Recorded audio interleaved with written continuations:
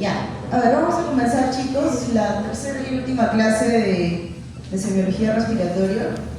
Hoy día vamos a hablar de insuficiencia respiratoria, de imágenes. Más o menos vamos a ver cómo es que tenemos que leer una radiografía de tórax, qué más o menos tenemos que ver en una tomografía de tórax y algunos exámenes de laboratorio pertinentes para el área de neurología, ¿no? Para el respiratorio.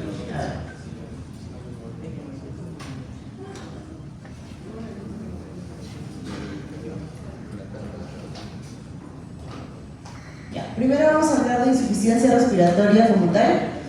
Entonces, como dice ahí, ¿no? ¿Qué es la insuficiencia respiratoria? A ver, escucho mucha bulla, pero si empiezo a preguntar cuál es la insuficiencia respiratoria. ¿Qué es insuficiencia respiratoria?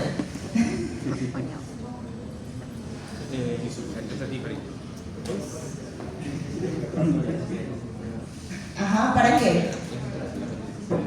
Sí, ¿no? Para el intercambio gaseoso, ¿no? Que está involucrado, ¿qué? El intercambio entre el oxígeno y el CO2, ¿no? Y lo definimos como ¿qué? Por ejemplo, ahí tenemos un valor, ¿no? Que dice hipoxemia arterial. Hipoxemia es la disminución, pues, del oxígeno a nivel sanguíneo, donde se lo cataloga como hipoxemia cuando el valor de la presión arterial de oxígeno es menos de 60 milímetros de mercurio. Pero también la insuficiencia respiratoria no solamente es disminución de oxígeno, también es el incremento del CO2 a nivel sanguíneo, el cual va a ser, pues, mayor de su nivel normal, que es 45, ¿no? O sea, cualquiera de los dos van a hablarnos de insuficiencia respiratoria. Pregunta, ¿el aire acondicionado está prendido o yo tengo mucha calor? ¿Sí está prendido? No siento nada, ya. ¿Qué más? Importante, ¿no? Entonces, el aporte insuficiente de oxígeno o eliminación inadecuada de CO2 a nivel de tejidos. Abajo, ¿no? Por ejemplo, menciona si es que no tenemos la posibilidad de tener o obtener el resultado de la gasometría arterial, podemos hacer una equivalencia entre la saturación de oxígeno, que lo tenemos con nuestro oxímetro de pulso, donde, por ejemplo, si tenemos una saturación entre 90 y 95, equivale más o menos a 60-80 de presión arterial de oxígeno, el cual ya nos sabe de todas maneras entre 60 y 80 y hay una disminución de lo normal, ¿no? Hay una baja de la oxigenación, una hipoxemia, y si es menos de 90, o mejor dicho, comparando una presión arterial de menos de 60 milímetros de mercurio, ya hablaríamos de una insuficiencia respiratoria. Entonces, en lo que es fisiología como tal, obviamente va a haber componentes del sistema nervioso central, el núcleo dorsal y ventral del grupo de control medular respiratorio lo van a determinar qué cosa, la frecuencia respiratoria y el esfuerzo respiratorio. Además van a haber componente muscular, ¿no? Todos sabemos cuáles son los músculos que van a estar involucrados, ¿cierto? ¿Qué son? ¿Qué músculos están involucrados en la respiración?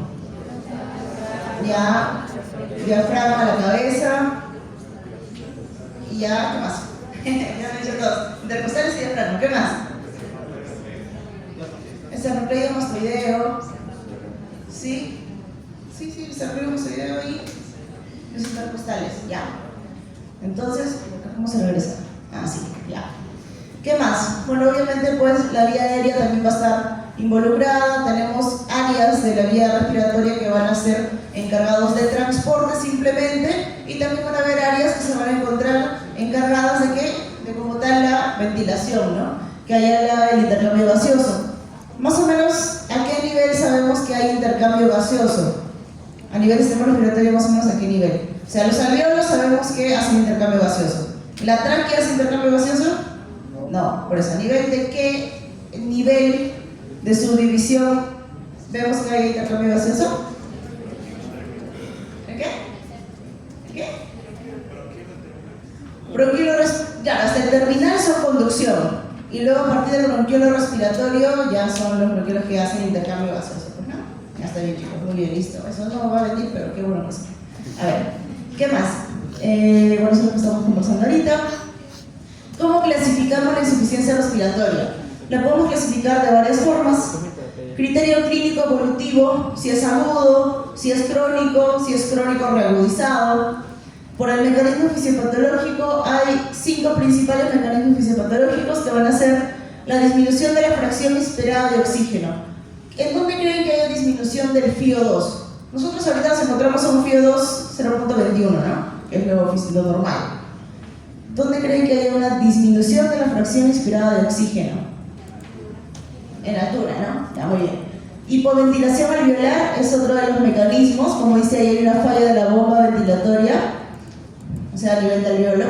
Alteración de la difusión, ya vimos, ¿no? Alveolo, capilar, la difusión que se realiza entre el oxígeno que pasa del alveolo hacia la sangre. Se incrementa la separación física del gas en la sangre, ¿no? Alteración de la relación ventilación-perfusión y efecto Shank derecho-izquierdo. No se lo vamos a desarrollar igual en las siguientes diapositivas. Y también tenemos una forma de clasificación, la cual es según las características gasométricas: tipo 1, hipoxémica; tipo 2, hipercámbica; tipo 3, preparatoria; y la 4 de shock, ¿no? Listo. Entonces, si la clasificamos según criterio evolutivo y tenemos a la insuficiencia respiratoria aguda, como dice ahí, no hay como tal una fecha, ¿no? Ya tiene insuficiencia respiratoria 2 semanas y ya ahora sí es una insuficiencia crónica si tiene 15 días de insuficiencia respiratoria. No es así, no es definido por una fecha. Como dice ahí, es un periodo de tiempo, por lo general son días, hasta las semanas, pero no hay mecanismo compensatorio. ¿Y qué quiere decir eso? Pues principalmente puede existir lo que es acidosis respiratoria.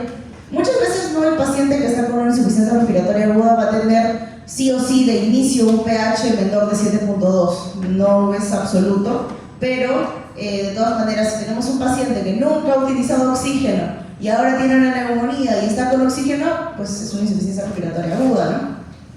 Pero qué sé yo, es un paciente que tiene TB, por primera vez le da TB, tiene gran compromiso pulmonar, hace insuficiencia respiratoria, pero tiene un amplio compromiso, pasan 2 semanas, sigue con oxígeno, pasan 3, 5, 6 semanas, sigue con oxígeno y la mantención del oxígeno es igual, probablemente ya sea una insuficiencia respiratoria crónica. Y vamos a ver lo siguiente, ¿no? Como dice ahí, ya pasa más tiempo, ¿ya? Pero en este caso hay compensación renal con el pH que va a estar casi normal si es que hubiese alguna alteración al inicio, y va a haber un incremento del bicarbonato en este caso, ¿no? O sea, hay una compensación renal a la insuficiencia respiratoria. Y en el caso de la crónica reagudizada, pues es un paciente que ya tiene una patología pulmonar, probablemente ya utiliza oxígeno hace algún tiempo y hace alguna descompensación, ¿no? ¿Cómo qué, por ejemplo? ¿Ustedes qué creen que en qué escenario se puede presentar eso? A ver, nomás chicos, aquí salen las preguntas. Por ejemplo, un paciente que tiene un EPIT, ¿no? Una fibrosis pulmonar. Está en su casa, usa oxígeno, ya tiene 2 o 3 años utilizando oxígeno y le da una neumonía, porque no porque tenga EPIT no le va a dar neumonía, ¿no?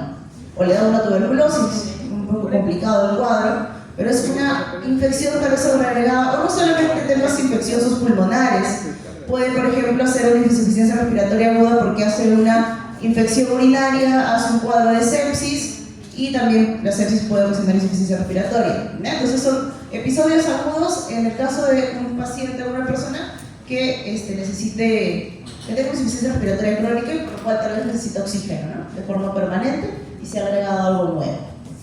¿Sí? ¿Entendido hasta ahí? Sí, ya.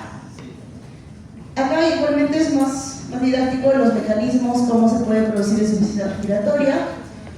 Como dice ahí, ¿no? Desajuste de la ventilación-perfusión. ¿Me gusta? Este es más didáctico.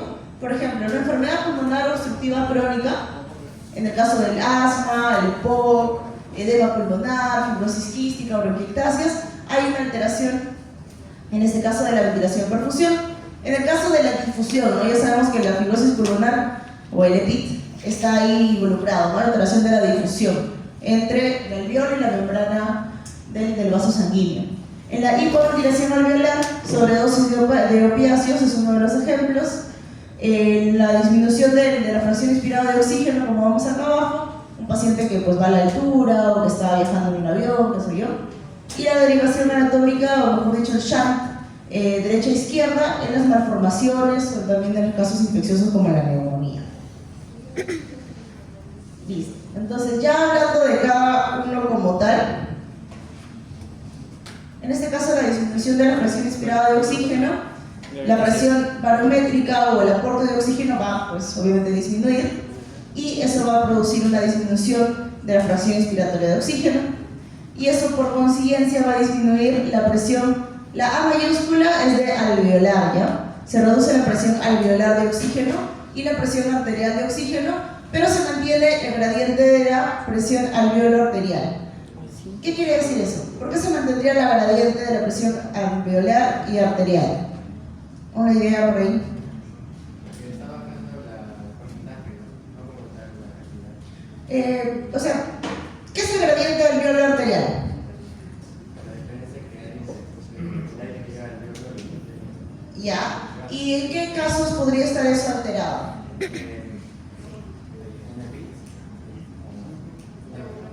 En algo que ocupa el espacio alveolar. Una neumonía, los ejemplos más fáciles y didácticos. Una neumonía llena el alveolo, pues, de contenido purulento probablemente, y eso incrementa el gradiente. Pero en este caso el problema no es dentro, ¿no? El problema es porque disminuye la cantidad de oxígeno que va a llegar. Entonces, ese es el mecanismo fisiopatológico en este caso, ¿no? Por eso no hay alteración de la gradiente, o sea, la gradiente va a ser normal. ¿Ya? Como dice ahí, ¿no? Evidenciado a grandes alturas. En el caso también, ¿no?, de inhalación de humo, exposición a fuego, donde en el ambiente, pues, va a disminuir la fracción de oxígeno inspirado. Y bueno, cuando inhalamos esas concentraciones reducidas de oxígeno, pues se va a producir este mecanismo. Y en este caso, pues sí se va a corregir, eso es importante, con la administración de oxígeno suplementario. Poniendo oxígeno vamos a corregir este problema, ¿no? Van a ver que en otros tipos de mecanismos, a pesar de que le pongamos oxígeno, o sea, no hay mayor cambio, ¿ya? El segundo mecanismo es la hipoventilación alveolar.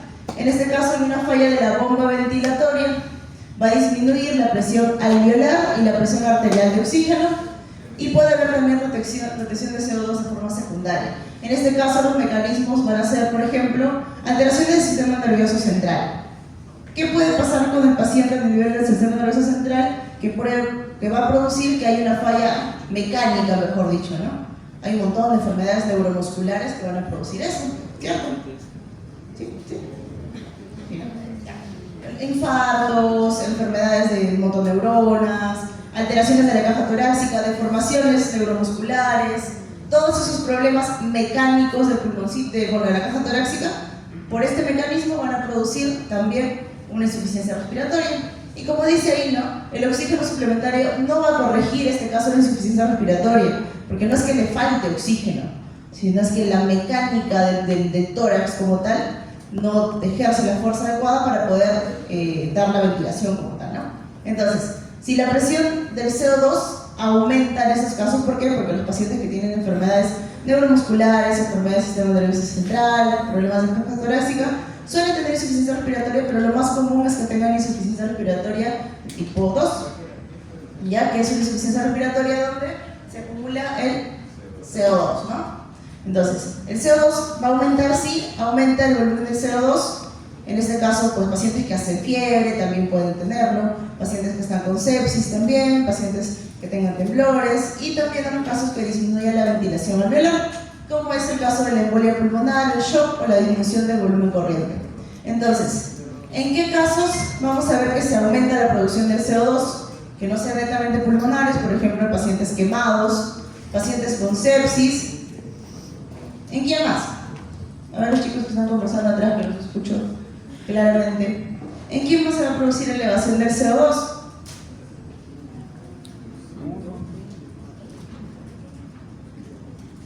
Dame otro ejemplo. Aleatorio. Pueden, sí, tienden a retener más CO2, pero suele ser la insuficiencia respiratoria en los EPIT más de tipo 1, ¿ya? O sea, más disminución de la presión inspirada de oxígeno que la retención de CO2, ¿ya? Pero por lo general, por ejemplo, los que hacen más retención de CO2 de patología pulmonar neta van a ser los pacientes que tienen EPOC, ¿ya? Los problemas bronquiales, ¿no? Los pacientes asmáticos, asma casi fatal, ellos suelen tener más retención de CO2, ¿ya? ¿Qué más? Causas de aumento, ahí está, lo que estamos hablando, enfermedades pulmonares obstructivas, intersticiales, reducción de gasto cardíaco, embolia pulmonar, entre otras, ya sea. Insuficiencia respiratoria no solamente estamos viendo que sea disminución de oxígeno, también el aumento del CO2, como en los casos más frecuentemente de los pacientes que hacen por mecanismo fisipatológico y por ventilación alveolar. ¿Qué más? En el caso de la alteración de la difusión, ahí sí en estos casos hay un engrosamiento de la membrana alveolar capilar y ahí sí encajan más las neumopatías intersticiales difusas, el EPID, pues, ¿no? Y no solamente el EPID, ¿no? Es cualquier patología que haga que este espacio normal que tenemos pues sea un poco más incrementado, ¿no? Enfisema, problemas como la asbestosis, neumoconiosis, que también calzan dentro de enfermedades intersticiales. Entonces a la cabeza, pues sí, las enfermedades intersticiales. Pero en este caso, ahí no, vemos que hay un gradiente alveolar arterial elevado por esa diferencia en el grosor o el tamaño de la membrana que va a haber. Y en este caso la corrección va a ser parcial cuando incrementamos el PO2. Entonces los pacientes con problemas intersticiales sí responden al incremento de oxígeno, pero también tenemos un problema, ¿no? Como sus unidades funcionales van a estar un poco, por así decirlo, alteradas. Cuando ponemos mucho oxígeno a los pacientes con EPID, ¿qué puede pasar? ¿Qué puede pasar cuando ponemos más oxígeno en un paciente? Más oxígeno del que necesita, aparentemente.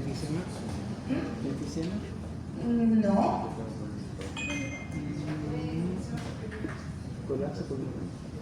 Eso es bien importante, ¿ya?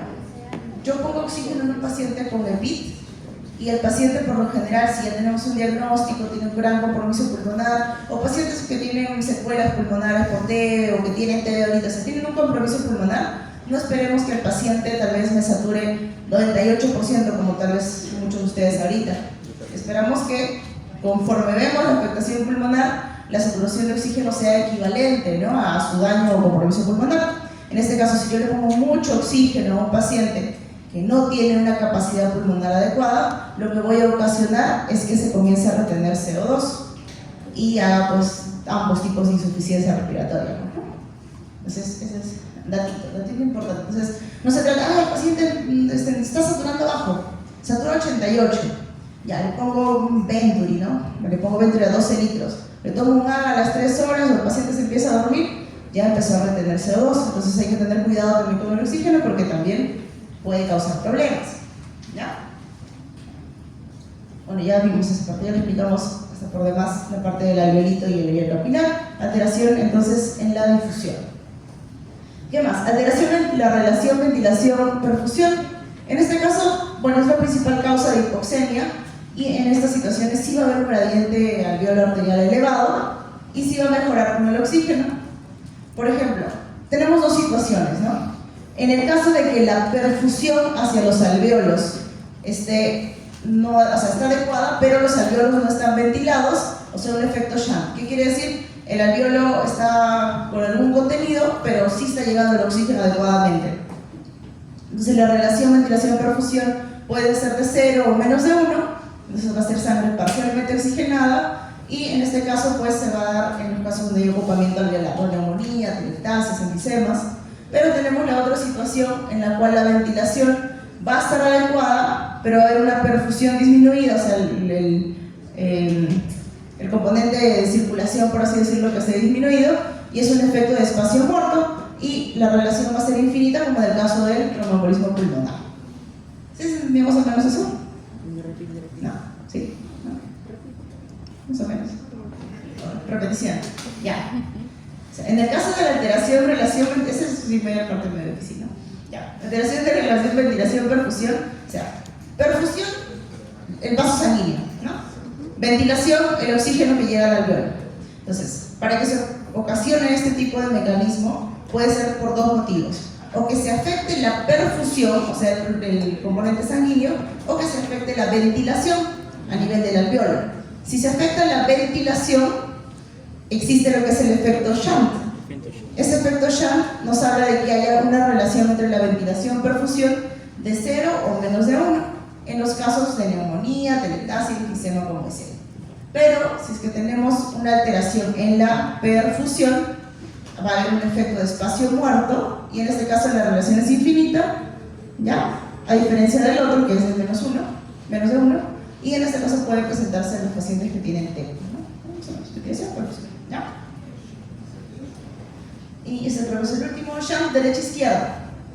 No sé si se entiende un poquito más, ¿no? Fracción de sangre venosa va a pasar a la circulación arterial sin haber pasado por unidades alveolares funcionantes. O sea, sangre venosa que está desoxigenada pasa sin oxigenarse y produce este mecanismo, ¿no? De shunt derecha-izquierda. Persistencia de hipoxemia a pesar de tener inhalación de oxígeno al 100%. Puede ser tanto una alteración tanto anatómica o por alteración también de la ventilación-perfusión de forma severa, donde la sangre pulmonar pues, fluye a través de regiones pulmonares sin ventilación, o sea, no se llega a oxigenar. Y en este caso el gradiente también se va a encontrar elevado. Entonces ahí ese es un poquito resumen de todos los mecanismos. 3, 4, 5, sí, de los 5 mecanismos. Y si responden o no a oxígeno, ¿ya? Como dice, respuesta a oxígeno, buena, ninguno leve en los casos de shock y buena en algunos casos, ¿no? Eso sí es importante. Ya. Y en el caso de que lo clasifiquemos a la insuficiencia respiratoria de forma gasométrica, ya vimos, ¿no? ¿Cuáles son los tipos que vamos a encontrar? Ajá. Hipoxémica, hipercápnica, ¿qué más? Oxigenatoria. Shock. Mira, la tipo 2 puede tener presión arterial de oxígeno también disminuida. ¿Ya? En algún momento se llamaba insuficiencia tipo 1 y 2. O sea, puedes clasificarlo, o sea, puedes mencionar el nombre insuficiencia respiratoria tipo 1 y tipo 2, o insuficiencia respiratoria tipo 2 si ya tiene ambas. Ninguna de las dos está incorrecta. ¿Ya? Se llamaba mixta, no estamos dando mixto, es ahora más insuficiencia tipo 1 y 2, o 1 más 2, o insuficiencia tipo 2. Pero es el que prima, ¿no? El mecanismo fisiopatológico que va a primar en el paciente. En este caso, si es que yo tengo un paciente con EPOC y tiene insuficiencia respiratoria tipo 2, pero también tiene la presión de oxígeno disminuida, la presión de oxígeno disminuida, pues va a ser un tipo 2 de todas maneras. No sé si me entienden el protocolo. A ver, entonces, si es que pensamos solamente en el caso de hipoxémica, o sea, insuficiencia respiratoria de tipo 1, hipoxémica o oxigenatoria también llamada, en este caso el CO2 pues no va a tener ninguna alteración, va a ser normal o bajo, idealmente normal, ¿no? Y en ese caso el gradiente también puede estar incrementado. Entonces, cuando nosotros sacamos la gasometría, ahí la maquinita saca el gradiente, que debe ser, ¿cuánto? ¿Saben cuánto es el gradiente normal? Por si acaso. 25.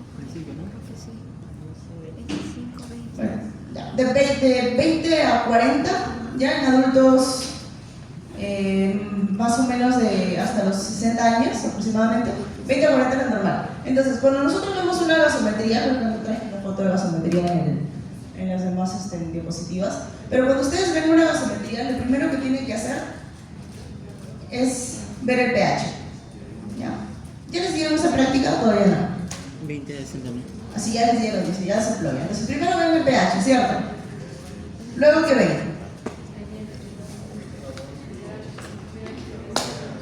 Sodio. ¿Qué?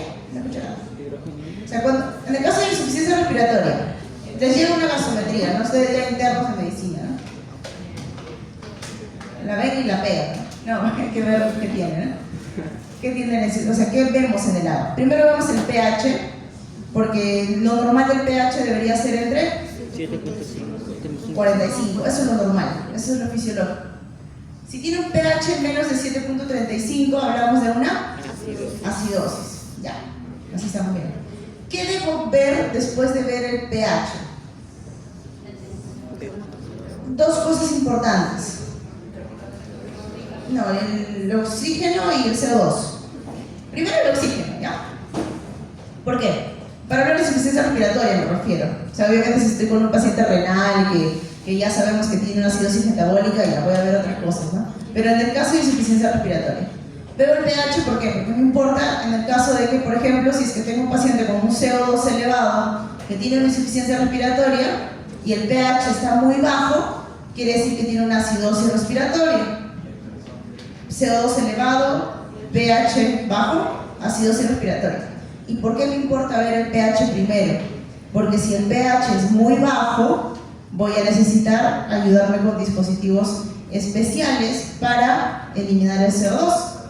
Por ejemplo, si es que tengo un pH menos 7.35 hasta 7.2, podría utilizar un dispositivo que se llama ventilación mecánica no invasiva. Quiere decir que no lo intubo al paciente, pero sí es un dispositivo que hace una presión para ayudar a eliminar el CO2. Pero si tengo el pH de inicio, por eso digo que lo más importante es ver el pH, ¿no? Si tengo un pH de inicio que está en 7.1, no voy a pensar en que primero voy a ver el bicarbonato. No, el paciente necesita ventilación mecánica, ¿ya? Por N motivo que esté mal, por N motivo que esté con el pH. Ya. pH, PO2, CO2, otros valores importantes, el PAFI, ¿no? Si estamos hablando de insuficiencia respiratoria. ¿Qué es el PAFI? Presión. PAFI.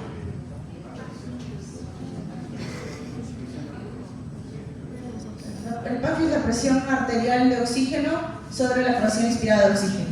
Por ejemplo, me saco una ahorita, ¿no? Mi PO2 es 87, o sea, normal, ¿no? Y mi fracción inspirada de oxígeno, ¿cuánto es ahorita?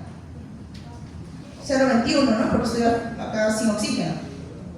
¿Qué pasa? Un paciente que está con ventilación mecánica tiene un PO2 de 76 y su ventilador mecánico me dice que tiene una fracción inspirada de oxígeno de 100. Entonces yo divido en ese caso. En el PAFI es una división. La presión arterial de oxígeno sobre el FIO. Ese valor es importante, ¿por qué? Si yo tengo un PAFI más de 400, estoy perfecto. Si tengo un PAFI de 300 a 400, si tengo un PAFI de 200 a 300, si tengo un PAFI menos de 200, entonces me habla de que si hay una hipoxemia leve, moderada, severa. Me habla también si es que el oxígeno que le estoy dando realmente lo está ayudando. Esos son pasos para ver la gasometría, ya no estoy yendo el tema. Pero sí es importante en este caso, ¿no? ¿Por qué? Porque en la insuficiencia respiratoria vamos a necesitar ver, aunque no lo diga ahí como tal, el pH, la presión arterial de oxígeno y la presión de CO2, el PAFI y el gradiente. Esos 5 valores son valores que en el tema de insuficiencia respiratoria tenemos que ver. ¿Por qué es importante el gradiente? Yo no sé qué tiene el paciente, por qué viene, ¿no? Tiene un AGA y tiene un gradiente alto. Me habla de que hay dificultad en el pase del oxígeno hacia la sangre. Ahí puedo empezar a pensar, ya seguramente puede tener un EPI, puede tener una neumonía, ya son varias cosas que implementan el gradiente, pero tiene que tener eso, ¿no? Ya. ¿Sí entendido? Más o menos, ¿no? Pero si no entendieron, chicos, díganme, o sea, yo estaba asimilando. Ya, entonces, en insuficiencia tipo 1, podemos tener un montón de causas, ¿no? No solamente vamos a tener insuficiencia respiratoria por temas pulmonares, bastantes problemas cardiovasculares, renales, infecciosos, abdominales, nos van a todo tipo de presión de insuficiencia respiratoria, ¿ya? Como vemos ahí, por un problema de cortocircuito o un shunt, infarto agudo del miocardio puede dar insuficiencia respiratoria, insuficiencia ventricular, insuficiencia mitral, estenosis mitral, o sea, problemas cardiovasculares. Sepsis, ¿no? Un problema infeccioso que no necesariamente puede ser del pulmón. Tengo un pie diabético infectado, por el tema de sepsis voy a hacer una insuficiencia respiratoria. Aspiraciones, traumatismo, pancreatitis, lesiones por inhalación. En el caso de desequilibrio, ventilación, perfusión, ya más dirigido a patologías pulmonares, enfermedades bronquiales, EPOC, asma, problemas intersticiales, neumonías, sarcoidosis, embolismos pulmonares, ¿sí? O sea, bastante, mejor dicho, la mayoría de cosas pueden dar insuficiencia respiratoria, sí, depende de qué tanta afectación pulmonar tengamos, ¿no? Pulmonar y no pulmonar. Ya. En el caso de insuficiencia respiratoria tipo 2, esta es la hipercápnica, ¿no? O ventilatoria, porque por lo general suele ser asociado a problemas mecánicos ventilatorios. En este caso el CO2 va a estar bajo, elevado, ¿no? Y el gradiente, por lo general normal. Vamos a tener enfermedades pulmonares primarias, que van a ser la causa más común. Ya les hablé de las enfermedades obstructivas, EPOC, asma, problemas de la caja torácica, son los principales causantes de problemas hipercápnicos. Y como les estaba mencionando, ¿no? Considerar necesidad de ventilación mecánica, porque las hipercapnias suelen bajar el pH y eso no se va a corregir poniéndole oxígeno. Eso va a incrementar más el CO2, ¿ya? Entonces, causas puede también ser la fiebre, fibrosis quística, fibrosis pulmonar, problemas como la escoliosis y alteraciones del sistema nervioso central, ¿no? Todos los problemas neurológicos pueden producir insuficiencia respiratoria si es que son su origen primario de causa neurológica, ¿no? Claro, la fibrosis pulmonar también está gradiente, ¿no? Gradiente alveolar. No. Ahí se cambia. Es que la gradiente, por lo general, en los pacientes con fibrosis está incrementada ya de por sí, ¿no? Porque el alveolito, el vaso, alveolo vaso, el espacio entre ellos se vuelve puro tejido conectivo. Entonces va a haber dificultad en el pase, por lo tanto pues, va a haber una alteración en el gradiente finalmente, porque el gradiente es alveolo arterial y hay una alteración en el gradiente en este caso, ¿no? O sea, los EPIT hacen alteración gradiente alveolo arterial, ¿no?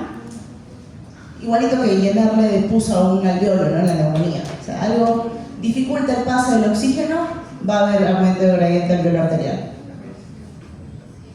Y bueno, eso es un cuadrito donde hay más causas como tal de insuficiencia respiratoria, tanto de origen no pulmonar, por ejemplo, lesiones cerebrales, poliomielitis, vulvar, síndrome de Guillain-Barré, fármacos que deprimen el sistema respiratorio o fármacos que hacen alteraciones a nivel de centros respiratorios, distrofia muscular, botulismo, tétanos, fallas cardíacas, tromboembolismos, inclusive alteraciones de vía aérea superior, ¿no? Obstrucción de vía aérea alta, epilotitis, laringotraqueitis, pueden ocasionarnos insuficiencia respiratoria. Y eso también ya lo estaba mencionando, todo lo que es hipercápnica, de todas maneras, lo más probable es que se relacione a problemas del sistema nervioso central, caja torácica y problemas obstructivos a grandes rasgos, ¿ya? ¿Qué más? Por ejemplo, también está muy asociado a problemas de resistencias, ¿no? Cuando yo le pongo un tubo orotraqueal a un paciente, estoy generando una presión, estoy generando una resistencia y puede producir en algunos casos también incremento del CO2. Entonces el tubo nasotraqueal, el mismo ventilador mecánico, en algunos casos, si no está bien seteado, podemos ocasionar retención de CO2.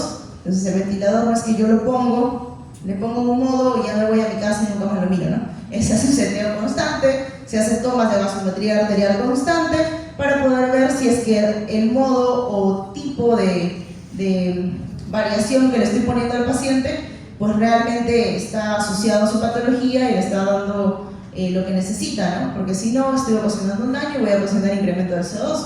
Por eso se hace evaluación periódica de la gasometría en los casos de pacientes que están con ventilador mecánico. Cuando la trias no facilita es perioperatoria, por lo general producido por lo que dice arriba, ¿no? Las atelectasias.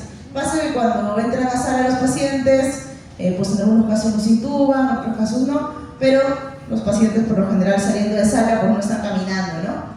Están en reposo, suelen atelectasiarse, hacen tapones mucosos y ocasionan insuficiencia respiratoria de tipo 3 o perioperatoria, que es ocasionado por lo general por las atelectasias.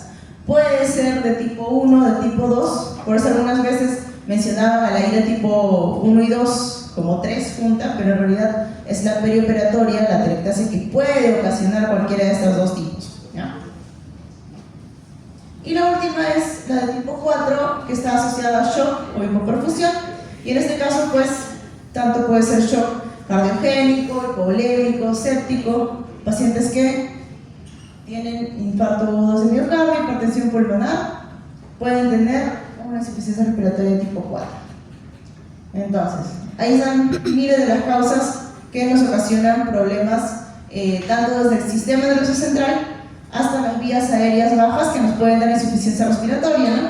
Si afectamos al sistema nervioso central, infartos cerebrales, poliomielitis, drogas, hipoventilación alveolar central, traumas tanto vertebrales, tanto craneales, pueden ocasionarnos insuficiencia respiratoria, problemas medulares o de nervios espinales, como el síndrome de Guillain-Barré, traumatismos vertebromedulares, o sea, no porque haga un traumatismo no voy a hacer, o sea, en la columnita, no voy a hacer un problema de insuficiencia, no, obviamente, pues, por conexión, por sistema nervioso central va a haber disminución de la ventilación y eso va a ocasionar insuficiencia respiratoria.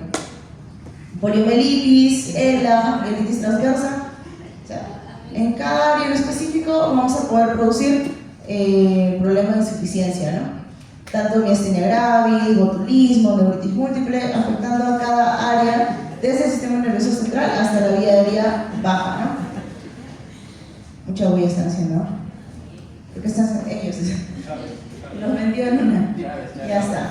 A nivel torácico y de pleura, distrofia muscular, no tórax, la obesidad también, los pacientes que tienen, por ejemplo, una obesidad mórbida, pues van a hacer insuficiencia respiratoria. Por lo general, se comporta como un mecanismo obstructivo y van a tener retención de CO2, generalmente los pacientes muy obesos. Las escoliosis, ¿no? Sus alteraciones tan fuertes que pueden haber a nivel de columna, que van a alterar la caja torácica, por lo tanto, alterar la mecánica de la bomba respiratoria y producir insuficiencia respiratoria. Traumas torácicos, neumotórax, obviamente, derrame pleural, que ya los vimos. Problemas de vía aérea superior, el apnea del sueño, ¿no? El paciente deja de respirar. Puede haber tanta disminución de oxígeno que el paciente desatura mientras duerme y necesita oxígeno para dormir. Parálisis de cuerdas vocales, obstrucciones, ¿no? Ya sea por un objeto extraño en ese momento, obstrucciones tumorales también pueden producir insuficiencia respiratoria, epiglotitis, problemas de adenoides, problemas cardiovasculares y problemas de vía aérea respiratoria baja, más que todo problemas obstructivos como el EPOC, el asma, problemas sépticos, insuficiencias respiratorias, enfermedades intersticiales. Tenemos miles de causas de insuficiencia respiratoria. Y a todo esto, ¿qué le pasa al paciente con insuficiencia respiratoria? ¿Qué es lo que veo yo en un paciente con insuficiencia respiratoria? Llega así a la emergencia, tengo insuficiencia respiratoria. ¿Qué hace? ¿Cómo llega el paciente? El paciente te va a decir que tiene disnea, porque la disnea es subjetiva, ¿no? O sea, yo no puedo decir el paciente tiene disnea, o sea, me va a decir a mí que tiene disnea. ¿Qué más? Adición, ¿no? Porque le falta el aire, ¿no? O sea, imagínate que te esté faltando el aire ahorita, te va a dar ansiedad. Puede estar taquicárdico, taquipneico, ya signos y síntomas, ¿no? Taquicárdico, taquipneico, ¿qué más? Puedo estar polipneico, puedo llegar cianótico. Ahora, muy importante ver, ¿no? ¿Esa insuficiencia respiratoria es de ahorita o es de hace mucho tiempo, ¿no? ¿Qué hago? Veo las manos, pregunto si es que tienen un antecedente pulmonar, antecedente cardiovascular. No, lo que pasa es que yo soy renal.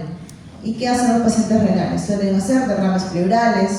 No, lo que pasa es que a mí me dijeron que tengo algo en el corazón. Chicos, el paciente nunca le va a decir tengo una insuficiencia aórtica, cosas así. No, el paciente no sabe esas cosas por lo general. Hay algunos que sí, pero por lo general no lo saben. Entonces, es importante preguntar, pues si tengo una insuficiencia aórtica, si tengo un problema valvular del corazoncito, probablemente esa sea la causa. Obviamente, pues tengo que buscar si realmente lo es. Entonces, preguntamos todo eso, hacemos un examen físico. Tengo falta de aire, tengo insuficiencia respiratoria, le saco un ABA, tiene un P2 en 50, ya, tengo insuficiencia respiratoria. Y yo ausculto y tiene sibilantes, no voy a pensar que tiene un TEP, ¿no? ¿Qué pienso si tiene sibilantes? ¿Tiene un problema obstructivo? Entonces, para eso, pues, es toda la unidad clínica, ¿no? Llega el paciente, me dice qué tiene, le pregunto qué es, qué ha tenido antes, le hago exámenes, si es que puedo hacerlos, y con eso, pues, voy dirigiendo un diagnóstico, ¿no? Voy descartando cosas. ¿Qué más dice ahí? Uso de músculos accesorios, ¿no? Me hablan de que hay realmente una gran necesidad de oxígeno. El paciente puede estar diaforético. En el caso de los pacientes con hipercapnia, pueden ser pacientes que están bastante somnolientos, ¿ya? Porque sube el CO2 y nos da sueño como su compañero de la esquina. Es igual que el paciente está con hipercapnia. Se entiende. A mí también me daba sueño en las clases. Y eso que hablo fuerte. Ya. ¿Qué más? Si es que tengo el CO2 elevado, el paciente va a tener cefalea, ¿ya? Va a tener dolor de cabeza por incremento del CO2. Puedo tener asterixis, dificultad para hablar. Me atoré con algo, alguna cosa tengo acá en vía aérea, pues obviamente pues, va a tener esa necesidad de mostrarles que algo está pasando ahí arriba. ¿Qué más? Puede ser taquicárdico, arrítmico, ¿ya?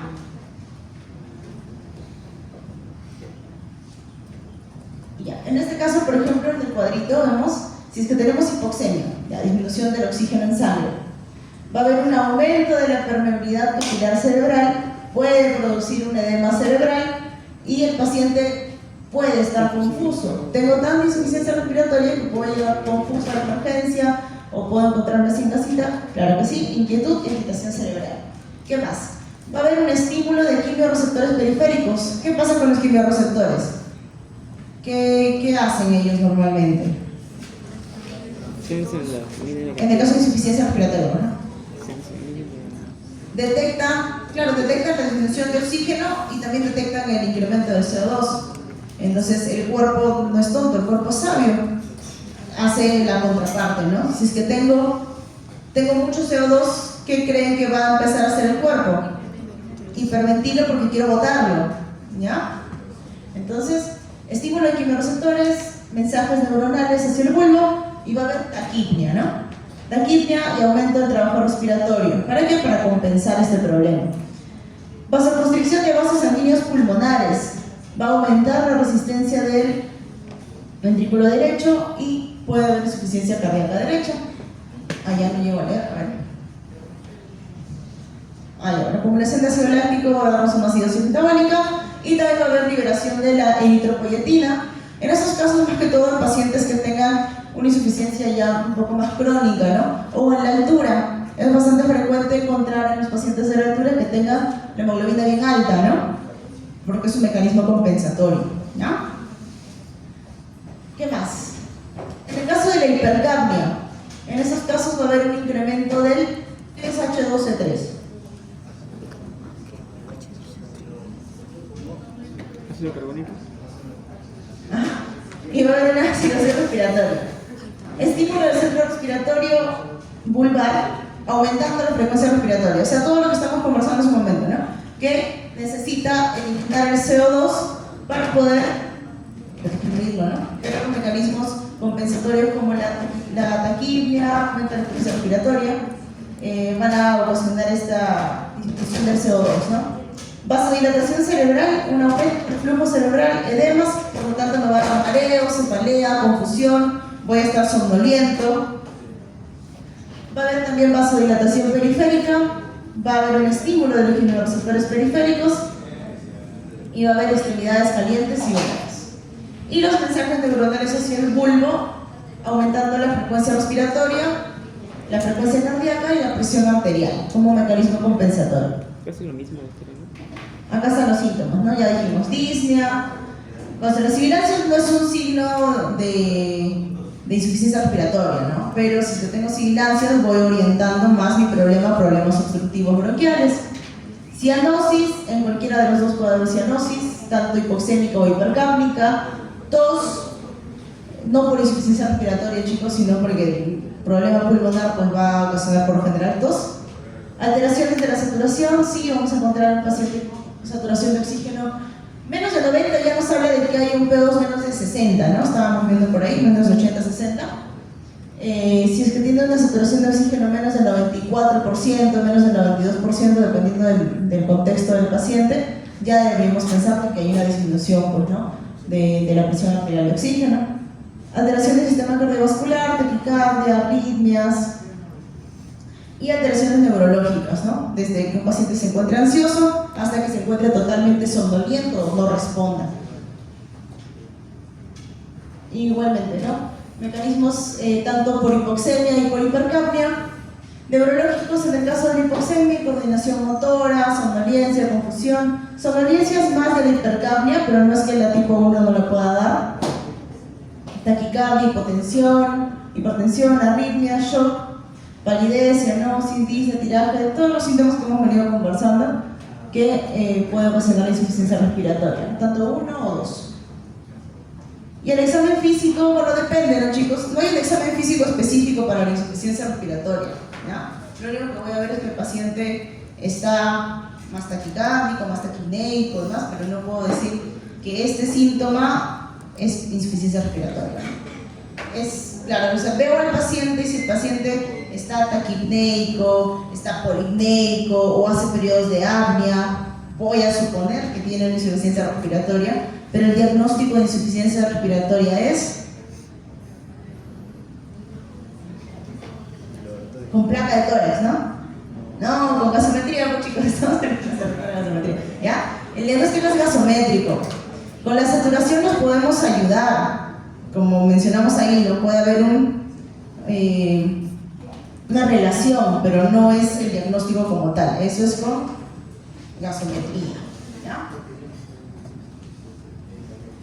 Ya. Preguntas de insuficiencia respiratoria, porque ya vemos las etapas, son solo para ver, la verdad. Preguntas, ahora vayan para siempre, ya no nos vemos más. Ya no nos vemos. Bueno, tal vez en breve.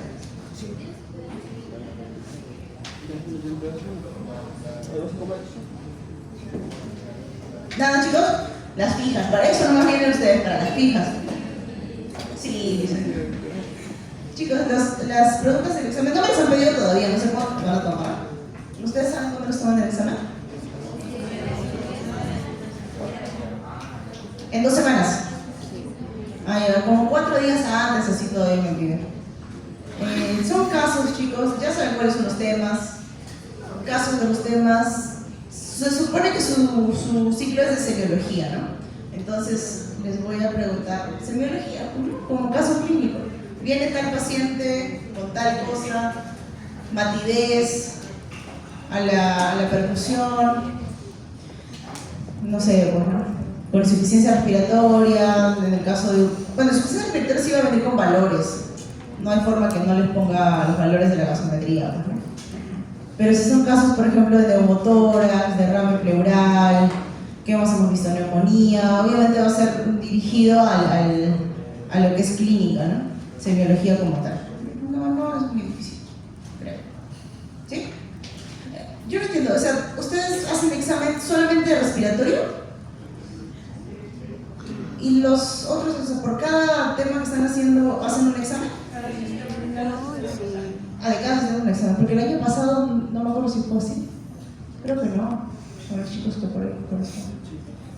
Fueron creo que 3 exámenes en general y eran acumulativos. Sí, es acumulativo.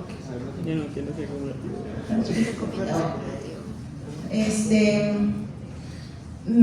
El año pasado, si no me equivoco, me pidieron 30 preguntas. Más o menos por ahí piden. No les pongo como tal bien en el PPT, eso sí, a menos que sean datos en específico, ¿no? Por ejemplo, si ya les mencioné, hemoptisis sí o sí va a venir los valores en caso, ¿no?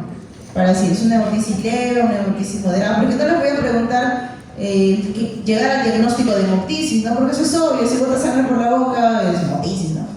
Obviamente puede venir un caso que vea si realmente es hemoptisis o es una hematemesis, ¿no? Por las características de la expectoración, ¿sí? Semiología también, características de la expectoración, a qué patología más me hacen pensar, eso también lo vimos en algunos cuadros.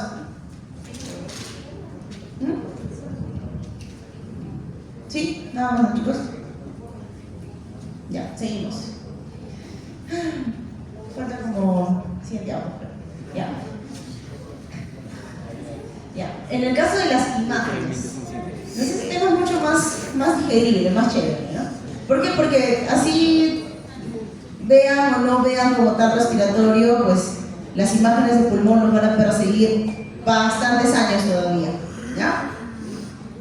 Más aún si pues hacen neumo, más aún si hacen medicina interna, si hacen medicina familiar, si hacen cardio, o sea, todo eso sí lo van a ver siempre. Nefro, o sea, siempre viendo patología pulmonar. Entonces, vemos ahí, hay mucha bulla. Ya. Vemos ahí en la siguen haciendo bulla. Camacho. Ya. Vemos en la diapositiva unos componentes, ¿no? Aire, grasa, agua, hueso, metal. ¿Cuál es más radiolúcido? Radiopaco, ¿no? Radiopacidad más blanco. Radiolucidez más negro. Ya. Entonces ahí estamos todos, ok. Aquí ya no estamos tan ok, ¿no? Entonces empezamos a ver que en una radiografía de tórax, vamos a ver cómo vamos a leer correctamente la radiografía de tórax con pasos más adelante, pero eso es para darnos una idea, ¿no? Porque si bien la placa es un examen inicial, es mucho más económico obtenerlo, es mucho más fácil de encontrar. Nos da más que todo hoy en día, 2026, si bien sí nos da diagnósticos, pero no es tan específica como tal. Yo veo esta imagen y digo, sí, 100% es tal cosa. Por eso existe la tomografía ahora, ¿no? Pero nos ayuda bastante porque es para ver, ¿tengo una radiografía normal o tengo una radiografía anormal? Si veo una radiografía anormal, hay baja sospecha de que tengo un problema pulmonar. Hablando de problemas de parénquima, ¿no? Porque bronquiales no vamos a ver nada acá, más que un incremento de la trama que me habla tal vez de inflamación, pero no puedo ver si es que tiene un EPOC directamente, indirectamente sí, directamente con una placa, ¿ya? Entonces, veo una placa de tórax para ver si es que está normal o es anormal. ¿Qué veo en la placa? Voy a ver que en el centro pues está la tráquea, ¿ya? Como vemos ahí. Vemos también componente óseo, clavícula, escápula, costillas. Vemos los vasitos pulmonares. No se ve mi puntero, no. Creo que sí lo voy a poner acá, ¿ya? Voy a ver si me voy a sentar, porque no voy a poder señalar.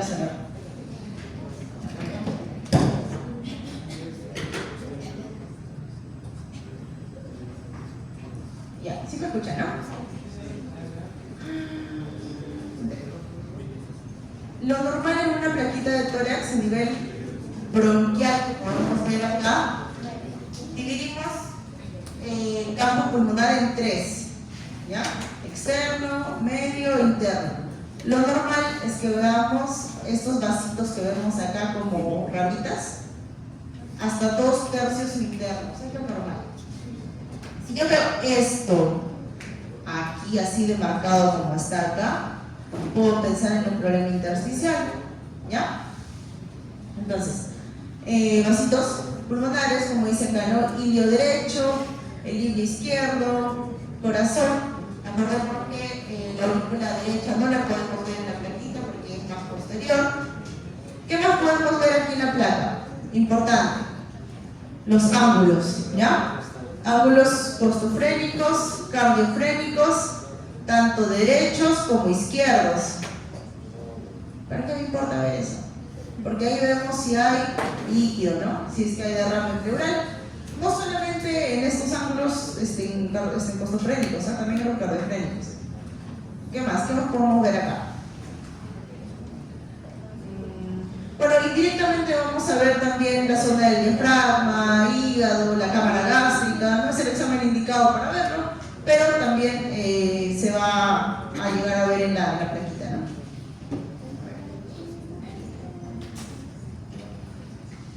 Listo. Entonces, esto es la tráquea. Esto, bronquios, ¿no? ¿Qué es normal hasta dónde? 2/3 internos. ¿Cómo se llama esto? ¿Y acá? Ajá. Ya está. Facilito, ¿cierto? Acá. Ajá, muy bien. Ahí por el bronquio principal derecho. Bronquio principal izquierdo. Este que está con la H. Botón aórtico. Acá. Aorta. Muy bien. Ya está. Bueno, y aquí en el lateral lo mismo, ¿no? Ya.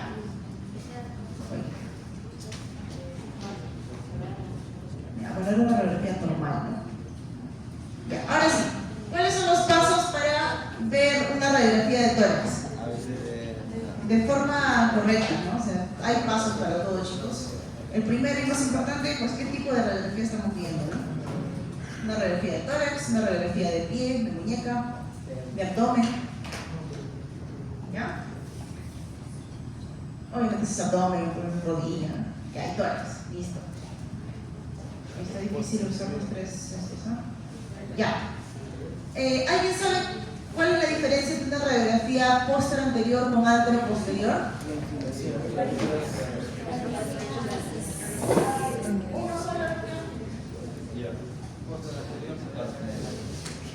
¿Alguien, chicos?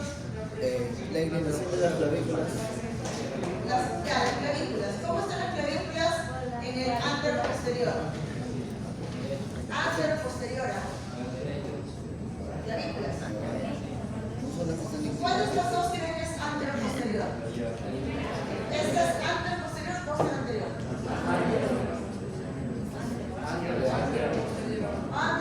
posterior. Las clavículas están horizontalizadas. Esta es posterior anterior, las clavículas están oblicuas. ¿Ya? ¿Qué más? Anterior posterior, ¿qué más vemos acá de diferente? El corazón suele ser más grande, ¿no? Exactamente, hay una cardiomegalia, por así decirlo, pero por la toma de la imagen. Y en el caso de el espacio que hay entre las costillas anteriores y posteriores, en el anterior posterior es rectangular, en el posterior anterior es un poquito más rhomboideo. ¿Ya?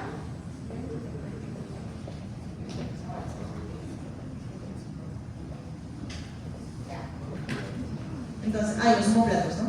En el caso de posterior anterior, ¿qué es lo más común? Los omóplatos van a estar fuera de los campos pulmonares y en el caso del antero posterior están dentro. En algunos casos más inclusive, ¿ya? Las clavículas y los espacios. Entonces, esta radiografía es posterior anterior, muy bien, allá joven lo vio nada más el posterior anterior, muy bien. ¿Qué más? Y esta,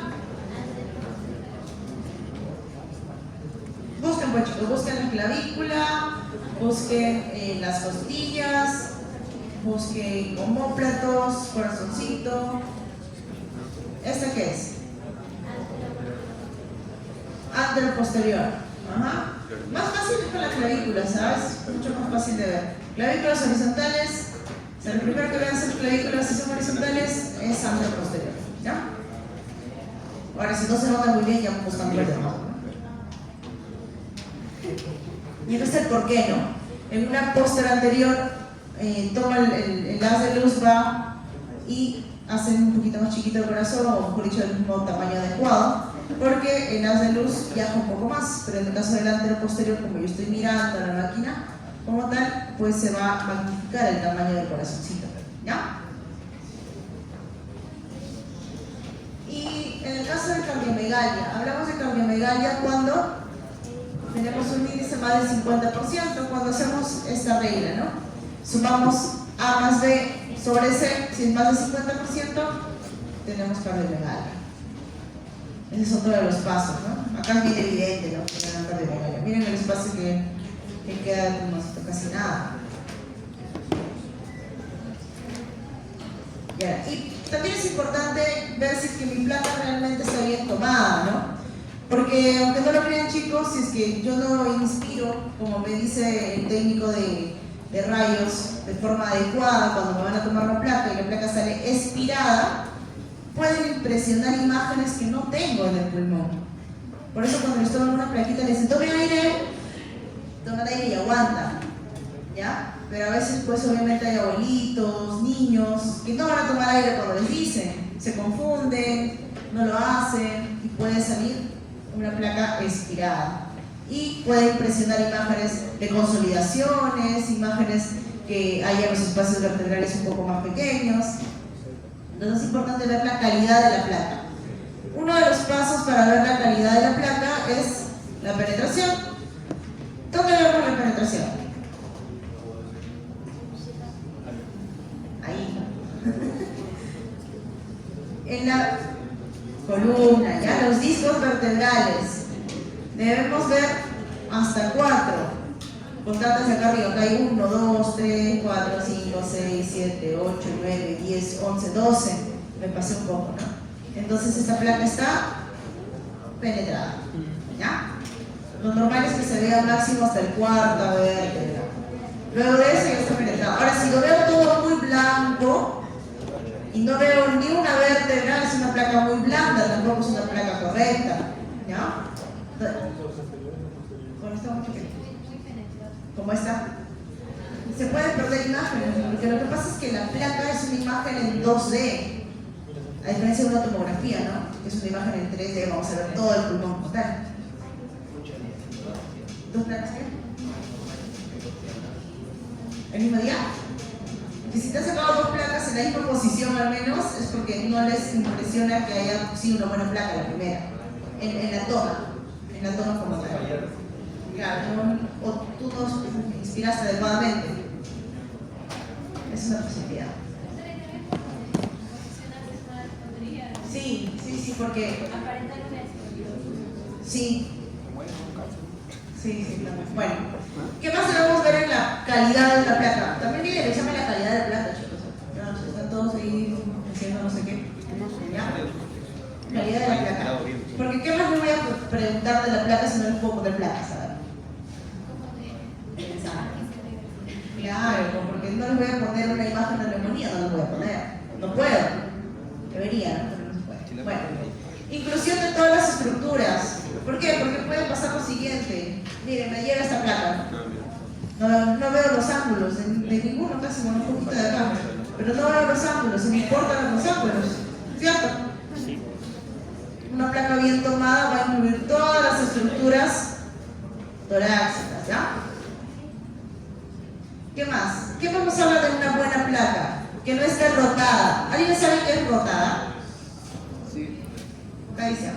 El proceso espinoso que vemos acá, que son estas, deben estar en el centro entre las cabezas de las clavículas, a la misma distancia. Si por ejemplo este proceso está más pegado para acá, quiere decir acá, quiere decir que está más así. O sea que el lado izquierdo está más para adelante. Está rotada la placa. Puedo perder imágenes en el parénquima como tal. ¿Qué más? Que esté inspirado o no esté inspirado, ahorita lo vamos a ver mejor en la siguiente. Y bueno, la penetración que ya la vimos, ¿no? Entonces, aquí vemos que está aparentemente equidistante, ¿no? El proceso espinoso entre las cabezas claviculares. Y aquí, ¿esta placa para dónde está rotada? Para la izquierda, ¿no? Porque el proceso espinoso está más cerca de la clavícula, quiere decir que está así. Está rotada hacia la izquierda. Y lo importante también de la inspiración, tenemos costillas anteriores y posteriores. Estas que estoy delimitando acá, ¿qué son? ¿Las anteriores o las posteriores? Posteriores. ¿Y las de acá? Anteriores, ¿no? Entonces, yo debería ver en una buena placa que está bien inspirada, o sea, tomé buen aire, viendo de 8 a 10 arcos costales, posteriores. ¿Aquí cuántos hay? A ver. No voy a darle 1, 2, 3, 4, 5, 6, 7. De arriba a 8, ¿no? Ya. Y anteriores entre 6 a 8.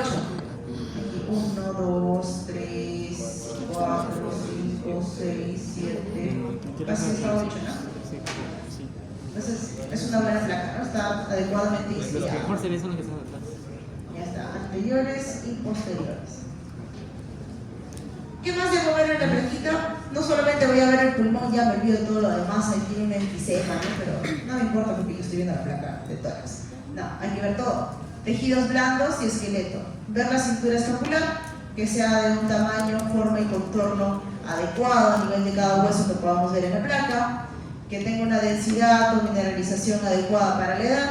Si tiene alguna fractura, pues no porque estoy viendo el tórax no voy a ver si tiene una fractura de clavícula, ¿no? Es importante. Y la pared torácica como tal, el grosor, podemos ver inclusive el paciente puede ser un poquito más llenito o no, y si es que hay enfisema subcutáneo. Aquí no, yo solamente quería ver el pulmón, pero no me importa la fractura de clavícula que está acá arriba, también hay que ver el hueso. Y aquí, acá el paciente está gordito, ¿no? ¿Qué más tiene el paciente acá? Ajá, enfisema subcutáneo. ¿Ven esto de acá que estoy delimitando con el puntero? Acá arriba, ¿no? Hay gas en el espacio subcutáneo. Esto de acá no es gas. No, eso es grasita. ¿Ven la diferencia de la densidad? ¿Ya? Es más negro, ¿no? Esto es un poquito más lomo, por así decirlo, más blanquito. Es grasita. Entonces le vamos a ver tanto el marco óseo, las partes blandas, las costillas. Ay, muchos están conversando, chicos, ¿no? Rebordes costales, diafragma. Obviamente ver la integridad del diafragma, ¿no? Porque puedo tener una perforación y voy a tener ahí el neumoperitoneo, ¿no? ¿Qué más? Mostrar la convexidad y alturas similares. En el lado derecho, como dice acá, suele estar un poco más alto que el izquierdo porque es el hígado, ¿no? Senos costofrénicos como dos ángulos muy agudos, ¿no? Terminan bastante en punta y ocupados por parénquima aereado. ¿Qué más? Podemos ver en el tejido blando si es que el paciente está desnutrido, paciente con obesidad, tiene edema, tiene masas, tiene mamas, ambas mamas, cuerpos extraños, tiene una bala, enfisema subcutáneo. Si es que tiene una deformación congénita, adquirida, escoliosis, sifosis, pectus excavatum, puedo ver el carinatum. Si es que hay pérdida de volumen pulmonar muy frecuente en pacientes con TB, hay lo que se llama el fibrotórax. El tamaño del pulmoncito es más chiquito y la caja torácica también se deforma, se pone más chica del lado afectado. O sea, es una caja un poquito más grande de un lado y más chiquita del otro. Eso es un fibrotórax. Si es que ha sido operado también, si es que le ha sacado un pedazo del pulmón, también el pulmoncito que no está ahí, la caja se va a deformar. ¿Ya? Bueno, tráfico y bronquios. Entonces, ¿qué vemos en esta imagen de acá? ¿Qué está raro acá?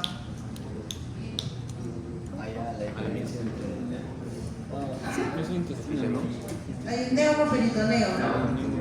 Porque el diafragma no tendría por qué tener esta separación.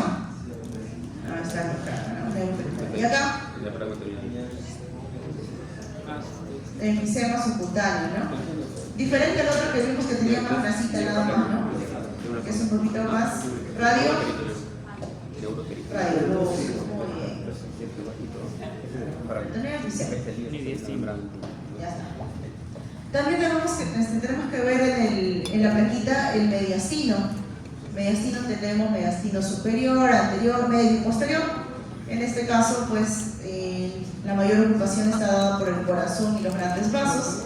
Tenemos que ver que no haya alteración en la estructura normal del mediastino, como dice acá, ensanchamientos, masas, calcificaciones, y también ver aditivos, ¿no? Algunos dispositivos que se implantan, por ejemplo, los marcapasos o catéteres para los pacientes que reciben medicación, que tienen cáncer, ¿sí?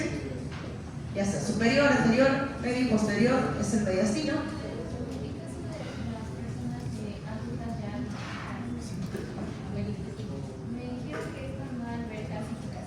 El botón aórtico se clasifica. Se describe, es esperable, pero igual es patológico, no es que todos lo van a tener. Que tenga una clasificación me habla de problemas. No, pero hay que hacer de todas maneras hincapié en ver sus problemas cardiovasculares, ver colesterol, todas esas cosas, porque se supone que hay una placa ateromatosa calcificada ahí. No, pero el pulmón sí se calcifica. O sea, cuando ha habido problemas infecciosos, neumonía, lo que quieras, puede quedar cicatriz y en algunos casos puede haber calcificación. Y también en algunos casos, por ejemplo, puede haber granulomas tuberculosos, calcificaciones tuberculosas y se va a ver con densidad de calcio, o sea, súper blanco, como un hueso. Ajá, sí hay estas clasificaciones pulmonares también.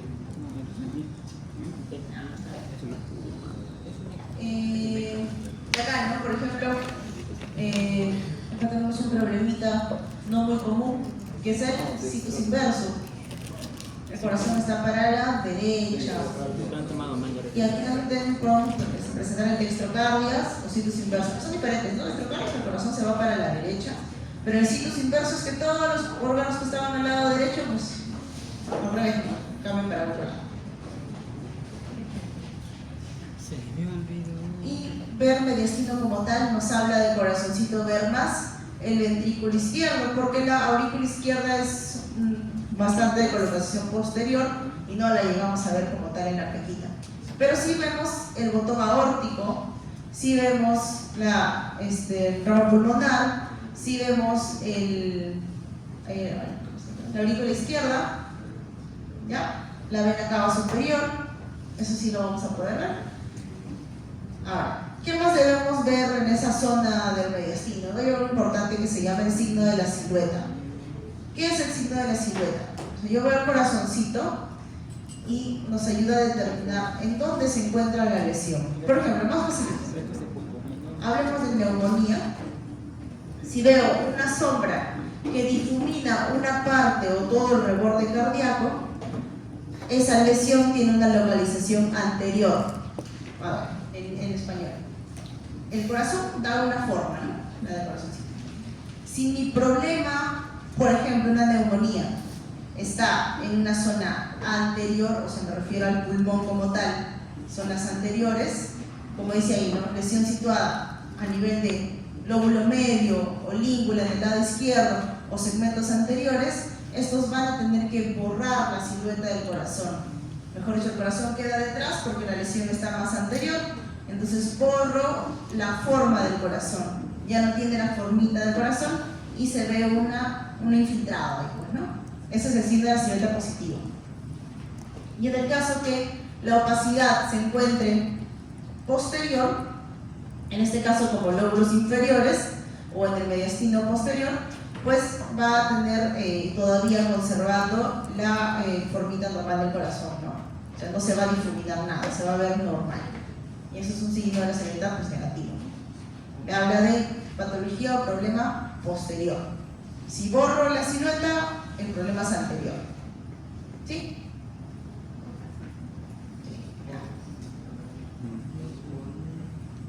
Por lo que sea que esté ocupando esa zona, pues, ¿no? Por ejemplo, hablamos de neumonía, ¿no? Pero un tumor, si es que el tumor es anterior, va a borrar la silueta. Pero si el tumor está en la zona posterior, no debería borrar la silueta. Como acá, ¿no? Acá está delimitado, bueno, también es la mejor placa, ¿no? Esta es muy blanda, por ejemplo, pero aquí la lesión, ¿borra o no borra la silueta? Sí, borra. Sí, ¿no? Sí, borra, igual acá, ¿no? Borra la silueta, se pierde la forma del corazón. Me habla de que es anterior, la lesión es anterior. O sea, anterior no solamente en los lóbulos anteriores, ¿no? Sino puede ser el lóbulo medio, puede ser língula, ¿ya? ¿Qué más vemos en la zona del mediastino?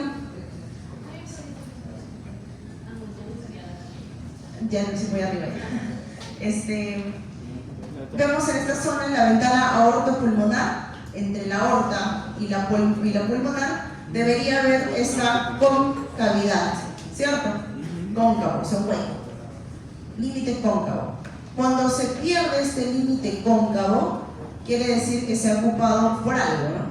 Grasa, ganglios, que sería lo más significativo, del laringio recurrente izquierdo, pero si fuese un ganglio, ahí sí pues tendríamos que entrar a investigar un poco más, ¿no? Pensando tal vez neoplasias, alguna cosa así. Como acá, ¿no? Ya no está cóncavo, se convirtió en convexo. ¿Sí? Sí, ¿no? El botón aórtico, doctora, podría ser. El botón aórtico podría ser. ¿El botón aórtico mismo? ¿Esto? No. Claro, sí, podría ser. Es que normalmente el botón aórtico tendría que tener luego una concavidad y recién empezar con el pulmonar. Entonces, a pesar de que fuese un botón aórtico grande, no es la disposición del botón aórtico, ¿no? Porque se ha perdido la concavidad que le sigue al botón aórtico y empieza el pulmonar. La concavidad es parte normal. Lo cóncavo es normal. Aquí es anormal porque está convexo, ¿no? O sea, está así. Lo normal es que esté así. Sí, gracias. Y ahí lo que estaba preguntando justo su compañera, ¿no? Las clasificaciones a nivel del botón aórtico, ¿no? Ahí es bien evidente, ¿no? Obviamente es un paciente adulto mayor, ¿no? La clasificación aórtica. Y también tenemos que describir si encontramos algún aditivo, ¿no? Marcapaso, un catéter port. También debemos ver la buena lectura de la placa, lo que son los ilios. Los ilios tienen que tener la misma densidad. Se dice que el izquierdo es un poco más alto de 1 centímetro más o menos en relación al derecho y se ve normal hasta 2 tercios internos y en la zona basal. Pero si por ejemplo en toda esta zona de acá comienzo a ver este componente, pues ya no es normal, pues, ¿no? ¿Qué más? En el caso de los ilios, ¿qué debemos ver o qué nos hace sospechar? Por ejemplo, si hay un aumento de un solo lado o bilateral, puede ser cualquier cosa, chicos, ¿ya? Por acá dice TB, sarcoidosis, linfomas, neoplasias, depende, ¿no? Todo es unidad clínica. Yo no solamente veo una placa, ¿no? Tienes que ver al paciente, tiene antecedentes, todo es muy importante. Si es que hay borramiento como tal, pues los cilios están totalmente blancos, así como, algo así como esto, ¿no? Así, blanco, todo blanco, blanco, blanco. Tiene un corazonzote del paciente, podría ser una falla cardíaca, ¿no? Puede ser un edema pulmonar. Desplazamientos, en este caso los ilios se encuentran desplazados cuando hay atelectasias o cuando está tomada mala placa. O sea, hay disminución del tamaño de los ilios en cardiopatías congénitas o hipoplasias. Aquí, ¿no? En el caso este de acá, este se encuentra convexo, ¿no? Está bastante incrementado de tamaño en una hipertensión pulmonar. Ya estamos. No estamos acabando. Ya me acordé que falta en la parte del laboratorio. Ya. Faltarán como 50 ya vamos. Pero todos son imágenes, chicos. O sea, no se asustemos, es para mirar nada más. Ya. Pulmoncito como tal se divide por lóbulos y por segmentos, ¿no? Hablando de lóbulos, en el lado derecho tenemos superior, medio y inferior. Y en el lado izquierdo, superior e inferior, pero también hay una língula, ¿no? La placa nos ayuda para ver indirectamente dónde puede estar una lesión, sí, más o menos se delimita de esa forma, pero no hay mejor forma de verlo exactamente dónde se encuentra la lesión que con una tomografía. Solamente es para orientar en este caso. Orientación nada más. Si es que es, por ejemplo, miren, el lóbulo superior izquierdo ocupa todo el pulmón izquierdo prácticamente. ¿Ya? Miren, para eso nos ayudan las imágenes laterales también, ¿no? Porque también el lóbulo superior izquierdo, pero esta zona vendría a ser el inferior ya, ¿no? Pero cuando vemos una plaquita póster anterior, el lóbulo superior izquierdo ocupa toda la progresión de la imagen anterior, ¿no? O sea, no nos ayuda mucho que digamos, pero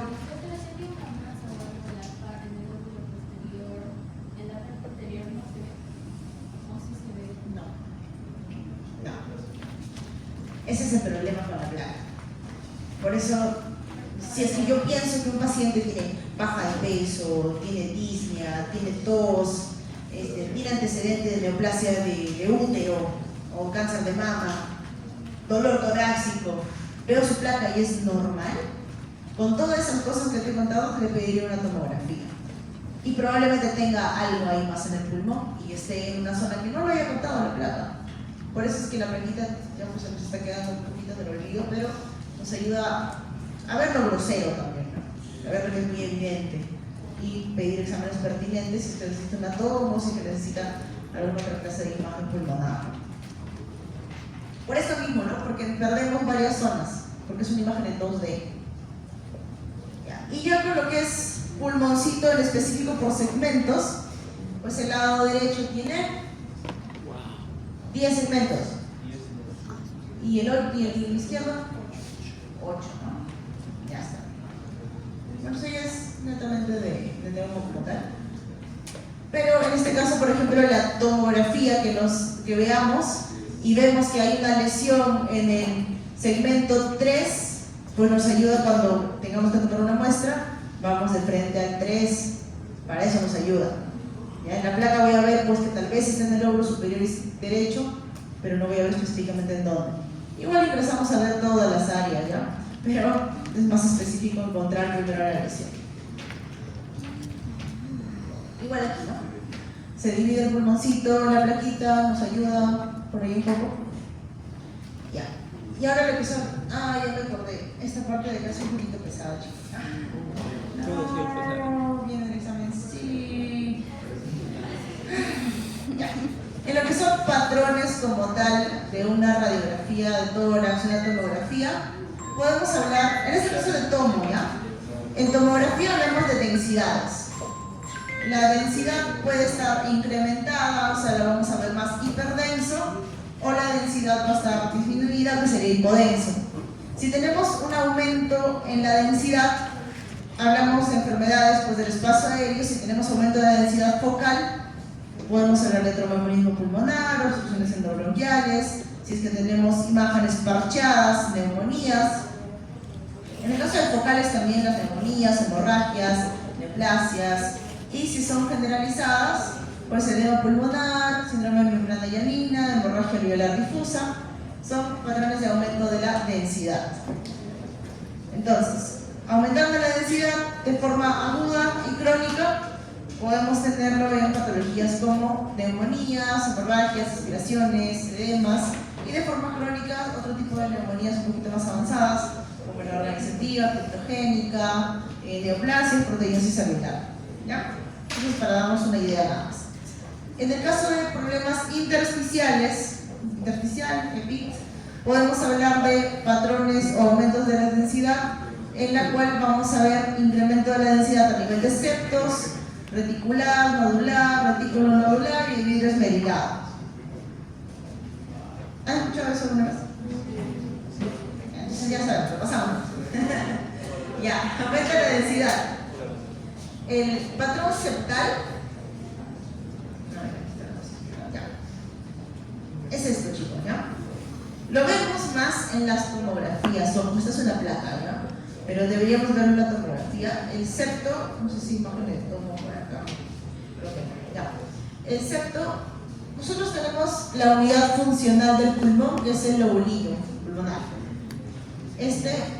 Como son lobulillos como un rondito más o menos, con su vaso, su arterita, cada lobulillo, y los espacios que están externos se llaman septos. Los septos pueden engrosarse y se ven así, ¿no? Ese es el patrón septal. Engrosamiento de los tabiques interlobulares. Entre los lobulillos, los tabiques, estos septos se engrosan. Se aprecian como líneas septales. Pueden ser, por ejemplo, las líneas B de Kerr, en el caso de una plaquita, que son cortas las líneas de 1 a 2 centímetros, perpendiculares a la pleura.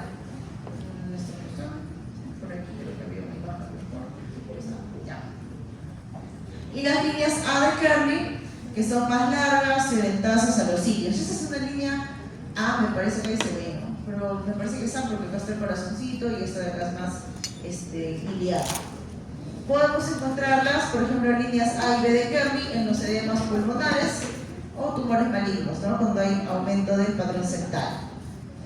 Bastante importante el patrón reticular. ¿Dónde vemos el patrón reticular? En los pacientes con EPIT. ¿Ven este patrón como si fuese una malla? Parece una mallita, ¿no? Como un panal de abejas, tal vez. Bueno, nos parece una mallita, o podrían decirle como tela de encaje, así de la ropa. Innumerables sombras lineales entrelazadas, similares a una red, que parece una red de pescado, ¿no? Las causas agudas, edema pulmonar, neumonías virales, y las crónicas, edemas también, asbestosis o EPIT. Cuando este patrón se vuelve grueso, o sea, es mucho más definido, se llama panal de abejas, ya que lo vemos en el EPIT. ¿Qué patrones más aumentan la densidad? Los nódulos. ¿Qué son los nódulos? Opacidades redondeadas, pequeñas, menores de 1 centímetro de diámetro, se van a producir cuando el intersticio se expande de manera esférica. ¿En qué pacientes podemos encontrar nodulaciones? Por ejemplo, los pacientes que tienen neumoconiosis o las tuberculosis biliares, ¿no? Esas son pequeñas bolitas hiperdensas, más fácil. El patrón retículo nodular, es como una combinación, ¿no? Opacidades lineales interconectadas, como el patrón reticular, acompañadas de un componente nodular.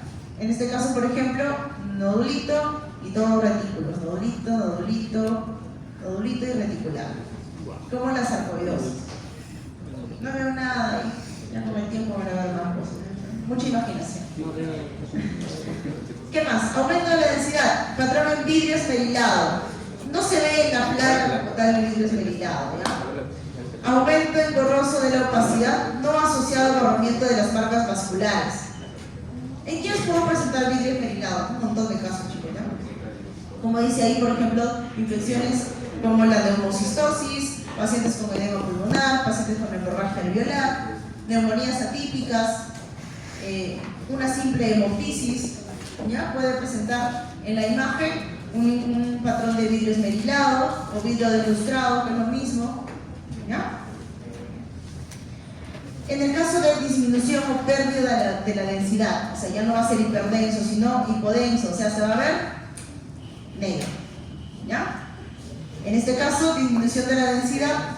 En la alteración del volumen pulmonar, por ejemplo, que haya exceso de aire a nivel pulmonar, si está localizado, pueden ser, por ejemplo, bulas, ¿no? Como vimos en unas clases previas, bulas, imágenes redondeadas, de paredes delgadas, y el componente interno va a ser más hipodenso.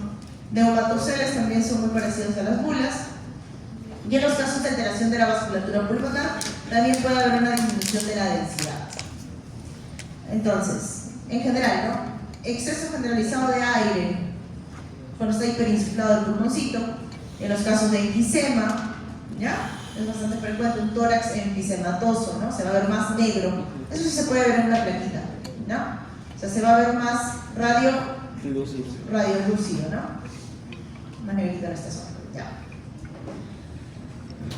¿Qué más? Acá dice ampolla, bula, es lo mismo. Vemos aquí estas imágenes, ¿no? ¿Ven lo que estoy delimitando con el láser? Las paredes delgadas, imágenes aéreas delgadas, paredes delgadas, imágenes redondeadas son bulas, ¿ya? Espacio aéreo intrapulmonar único o múltiple de paredes delgadas cuyo tamaño puede ser de 1 centímetro o ocupar un hemitórax, o sea, puede ser pequeñas o puede ser bulas gigantes también. Y se va a definir por una ausencia de vascularización, o sea, no hay este patrón dentro de ellas. Ojo.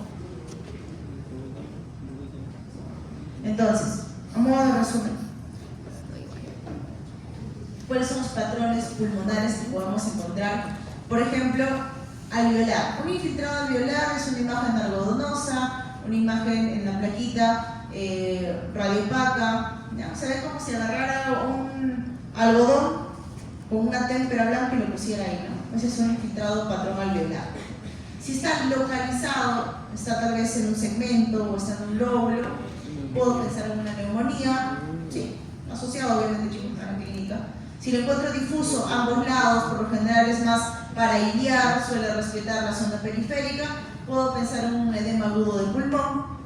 Si hablamos de un patrón intersticial, ya vimos que el patrón intersticial son esas imágenes como de malla, reticulares. Si vemos que son lineales, podemos hablar de linfangitis, también podemos hablar de neoplasias, chicos, porque hay diseminación linfangítica del cáncer. Podemos hablar de patrones reticulares, como RET, en el caso de epitofibrosis, y micronodulares en el caso de tuberculosis lineal. Y los patrones destructivos son cavidades tanto de paredes gruesas o paredes delgadas. Si tenemos paredes gruesas con nivel hidroaéreo, podemos pensar en un absceso. Y si tenemos paredes finas, isocitosis, bulas, ¿sí? Entonces acá es evidente, ¿no? Es un patrón, este es un patrón alveolar, chicos. No es como tal homogéneo, ¿ya? El patrón alveolar no suele ser homogéneo. Homogéneo es un derrame pleural, ¿no? Se ve en todo radiopaco de la misma tonalidad como esto, ¿no? Cuando vemos un derrame no lo vemos así, de esta densidad, lo vemos así casi, ¿cierto? En cambio, el infiltrado alveolar es heterogéneo, ¿no? Puede ser solamente neumonía, no, chicos, puede ser varias cosas. Puede ser neumonía, puede ser TB, infartos pulmonares, puede ser cáncer, chicos, neumonía que no cede, que vemos las imágenes, ya recibió tratamiento, sigue con la clínica y no cede la neumonía. Puede ser una neoplasia, hay diferentes tipos de neoplasia que se presentan de miles formas. ¿Cuánto tiempo con una imagen de neumonía? Depende, por ejemplo, tengo una neumonía hoy día, clínica, todo, me saco una placa en una semana, tengo una neumonía. Recibo tratamiento, 2 semanas de antibiótico, por ahí que me hospitalizada, no sé qué.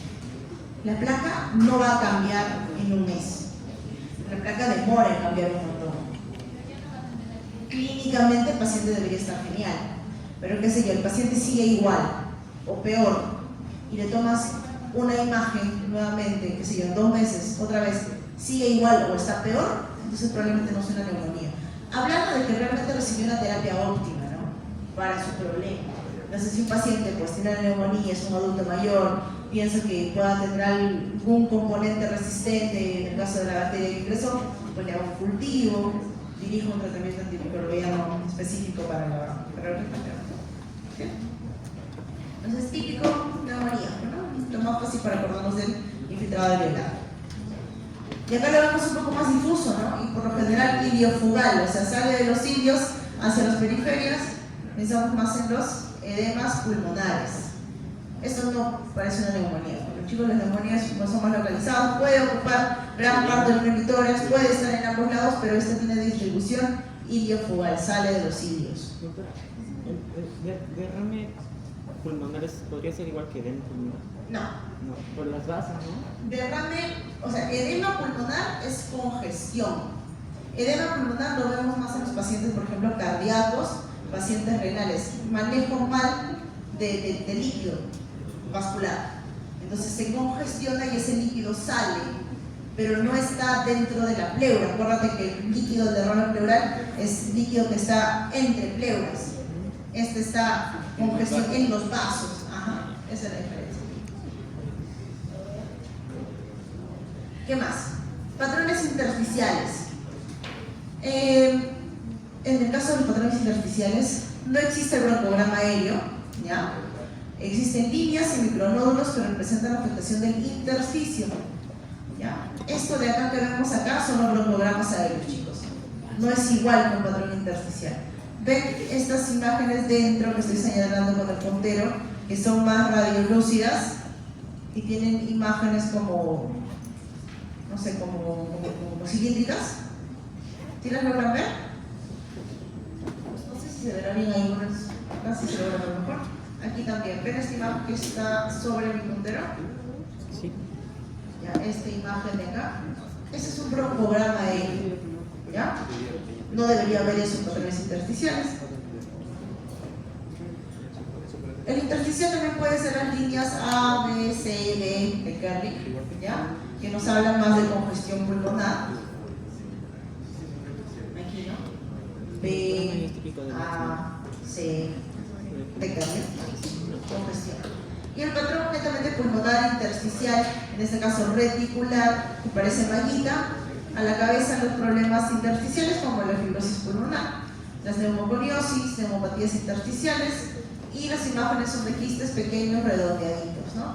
Como mallitas, ¿ya? Como tela de malla. Aquí ya pues es evidente, chicos, ¿no? No va a decir que la placa está normal. Entonces, aquí sí significa una comparación bastante con esta tomografía, por ejemplo, porque teniendo este compromiso en la tomografía, no voy a esperar no ver nada en la placa, ¿no? Entonces, si yo veo una placa, ya le pedí una tomografía, no porque no vea que acá sea intersticial el patrón, sino porque para definir el tipo de patrón tomográfico en el caso de las enfermedades intersticiales, necesito una tomografía para definir el patrón. Pero acá es muy evidente, ¿no? Que es bastante intersticial esa placa. En la tomografía. En la tomografía sí. Este es el canal de ver. Aquí, esta zona que se debe pintar. Por lo general los canales de ver van a ser subpleurales. ¿Deben mirar por eso? No, acá no, porque es más reticular. El miliar es micronodular, ¿no? Como acá, mira la diferencia, justo. Ese es el patrón micronodular. No tiene nada, no, sí tiene, chicos. Hay micronodulitos pequeñitos, miren, bueno, no sé si se nota mucho. Aquí hay dos puntitos blanquitos sobre mi puntero, diferente al de acá, ¿no? Este es como malla reticular. Y aquí es más evidente, ¿no? Patrones micronodulares. A la cabeza tuberculosis, pero no solamente tuberculosis biliar. AR, sarcoidosis también. Y en la tomografía pues se ven mucho mejor los micronódulos, igual que en la plaquita, que también se logran ver. Pero no solamente pues, el pulmón es afectado por la TB biliar, ¿no? Podemos afectar otras zonas también, hígado, vaso, riñones, bueno, todos los órganos. Los patrones destructivos, pérdida del parénquima, ¿no?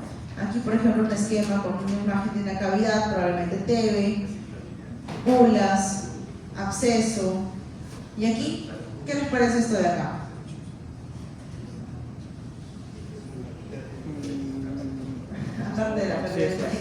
absceso. Un absceso. Ajá. ¿Por qué un absceso? Por la forma y por el color, El nivel, por el nivel. Por el nivel hidroaéreo. Por el nivel hidroaéreo, chicos. Ya, y acá es mucho más evidente el broncograma. Entonces, pulmón normal, bronquio, alveolos. En la radiografía se va a ver negro. O sea, lo que esté bien en las placas se va a ver negro, ¿no? Porque hay aire, pasa el aire por el bronquio. Pero si yo tengo un pulmón condensado, imaginémonos, ¿no? Neumonía, mis alveolos están llenos de pus, entonces el aire pasa por el bronquio, pero no pasa al alveolo. Entonces se pinta el bronquio de negro, porque pasa el aire, pero hay zonas donde no va a pasar. Entonces ahí se ve el broncograma aéreo. No solamente se ve neumonía, chicos, pero ese es más típico. Así, ¿no?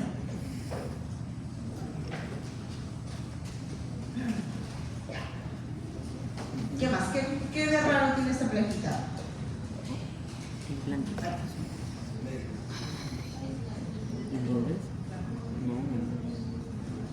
¿Es normal? ¿Por qué no es normal? El ángulo cosodiafragmático. ¿Tiene broncograma aéreo? Sí, sí tiene broncograma aéreo. Sí tiene broncograma aéreo. Bueno, en esta zona podría haber un infiltrado pequeño. ¿Ya? Acá se ve un poquito más el infiltrado, pero aquí sí hay zonitas de broncograma aéreo, ¿no? Y acá también hay zonas de infiltrado. ¿Ya? Más en el lado derecho. Más que todo por el broncograma aéreo. ¿Puede ser neumonía? Sí, podría ser neumonía. ¿Qué más? Las atelectasias. Ya sabemos que la atelectasia jala, ¿no? Jala para el lado ipsilateral. Desplazamiento de la cisura, opacidad pulmonar en la zona de la atelectasia. Se ve radio Paco. Radio Paco. Se ve blanco. Ahora acá la imagen es esquemática en negrito, ¿no? Pero se va a ver blanco el pulmón y jala para ese lado. Ipsilateral, entonces es una radiopacidad que tracciona la tráquea hacia el lado ipsilateral. Indirecto, desplazamiento de iris mediastino al lado afectado, elevación del hemidiafragma del lado afectado, acá también disminución de los espacios del lado afectado, y hiperinsuflación contralateral, ¿no? Entonces aquí vemos algunas atelectasias, pero son pequeñas, no ocasionan como tal sí o sí una desviación traqueal ni nada, pero son atelectasias. Y aquí sí, ¿no? Acá hay una atelectasia de esta zona y tracciona la tráquea, ¿ya? Por eso la atelectasia es radio opaca. Y aquí es mucho más evidente, ¿no? ¿Por qué creen, chicos, que aquí hay una atelectasia? O sea, ya está radio opaca, sí, hay una atelectasia. ¿Pero por qué? Esa no es la tráquea que está ahí. Una sonda.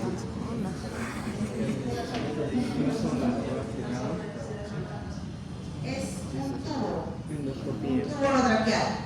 Entonces, el tubo orotraqueal no tiene por qué estar solamente ventilando un pulmón, pues, ¿no? Hay una atelectasia de este pulmón, pero porque lo han privado del oxígeno. Porque el oxígeno que le entra a este paciente solamente está entrando al pulmón derecho, porque está metido al bronquio derecho al tubo. El tubo tiene una medida, el tubo se pone en la tráquea, no se pone en un bronquio. Ese está metido en un bronquio. Porque lo ha metido mucho. O sea, claro, uno cuando pone el tubo tiene una zona donde poner, le tomamos una placa después de poner el tubo. No, pues lo han puesto mal y dijeron, ay, ¿por qué el paciente se ha puesto mal si ya lo intubamos, no? Porque le han metido el tubo pues a un solo pulmón. Y el otro lado deja de tener ventilación, ¿no? Y se atelectasia. Entonces le retiran un poco el tubo y se lo sueltan. Y aquí también otra atelectasia, ¿no? Acordamos que es radio Paco. Jala la tráquea. Ya no nos podemos olvidar de eso, ¿no? Neumonía, ¿no? Un infiltrado. No. Sí, puede ser que sí. Ya, a ver. Una pausa de 2 minutos.